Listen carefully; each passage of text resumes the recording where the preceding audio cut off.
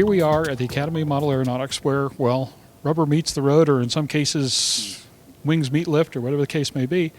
And you've got a tremendously interesting and probably a little arduous job to do right now in order to, one, make sure that everybody's doing what they need to be doing, and two, educating both the public and our legislators about what model aviation is really all about. What's the day in the life like for you? Well, it is a pretty busy day, and there's a lot going on ever since FAA started looking at creating new regulations that would enable unmanned aircraft to operate in the civil airspace. This has brought us into an arena that we've been somewhat on the fringes over years. As you're well aware, model aviation has been around for decades. It actually predates manned aviation in many ways. So model aircraft are not new to the national airspace, they're not new to the environment, but they've been operating somewhat transparently and harmoniously for years. It's only been within the last 5 to 7 years when the advent of the civil use of unmanned aircraft has really brought these issues to the forefront.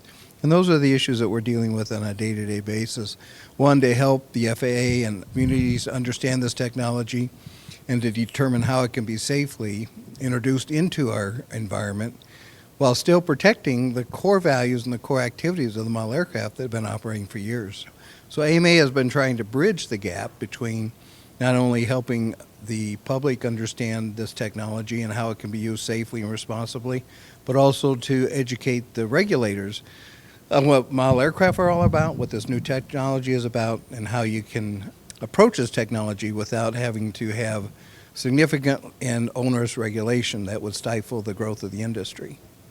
What does the media need to know about the kind of vehicles that are being flown by AMA members when they're covering these stories for the future? Well, I think the first thing we need to make sure people understand is that model aircraft have been around for a long time and have an excellent safety record and operate, for the most part, underneath the community-based safety guidelines that AMA has established and evolved over the years. I think they need to understand that this new technology can be brought into this community and managed in a similar fashion.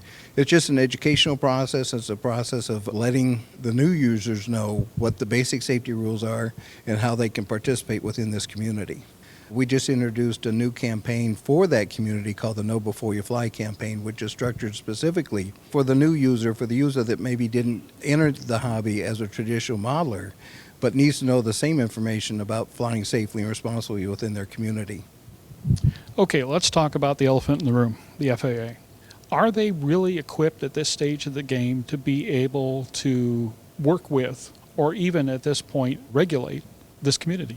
Well, I think to an extent, yes. I mean, FAA is an organization that's been around for well over 50 years and has an excellent track record for creating effective regulation for aviation in general. I think the biggest challenge here is that this is a brand new technology, and they need to really kind of look at it in a fresh set of eyes to understand that the traditional manned aviation safety procedures and methodologies don't necessarily fit hand in glove with this. And I think that's the real challenge. I think they also need to understand that there's aspects of this activity when you're talking about the very small aircraft that even approach what you might call toys. You really don't fit real well in a regulatory environment, but fit very comfortably and very effectively within a community-based environment.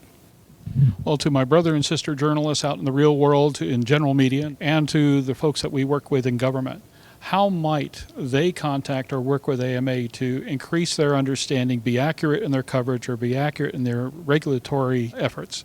Well, we would certainly invite them to reach out to us or to contact us, and we'd be glad to answer any questions they might have about their technology. We'd be more than willing to help demonstrate the technology and to partner with them in any way that we can to help get the message out to the people, get the message out to the other regulators that are involved in this issue.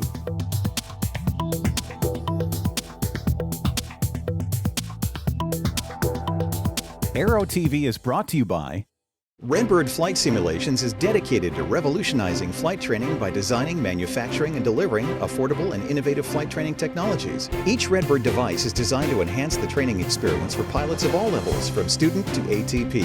Redbird is quickly becoming the industry standard for flight training. Since Redbird introduced its revolutionary FMX in 2007, colleges, universities, and flight training operations around the world have integrated Redbird products into their curriculum. It's time to discover what Redbird can do for you. Join the migration.